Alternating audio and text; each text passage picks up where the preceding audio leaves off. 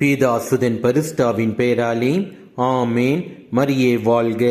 இன்றைய வார்த்தை, நீர் எனக்கு துணையாயிருந்தீர், உம் ரெக்கைகளின் நிழலில் மகிழ்ந்து பாடுகின்றேன். You have been my help, therefore in the shadow of your wings I will rejoice. திருப்பாடல்கள் அதிகாரம் 63 வசனம் 7.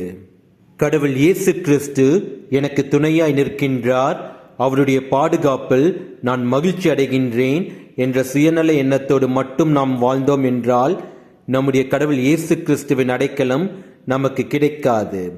நம்முடைய வாழ்வை நாம் சிந்தித்து பார்க்க வேண்டும்.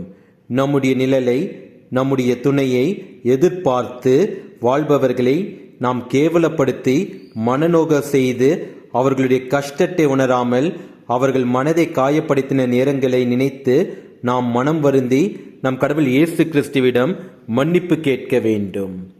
நாம் பிறரிடத்தில் எவ்வாறு நடக்கின்றோம் அவ்வாறுதான் நம் கடவுள் இயேசு கிறிஸ்து நம்மிடம் இருப்பார்.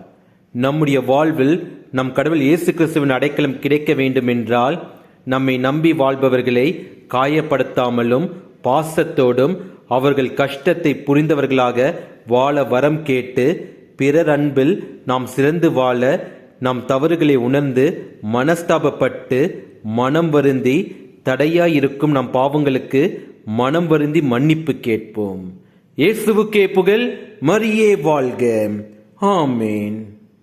தொல்லை கஷ்டங்கள் சூழ்ந்திடும், துன்பம் துக்கம் வரும், இன்பத்தில் துன்பம் நேர்ந்திடும், இருளாய் தோன்றும் எங்கும், சோதனை வரும் வேளையில் சொற்கேக்கும் செவியிலே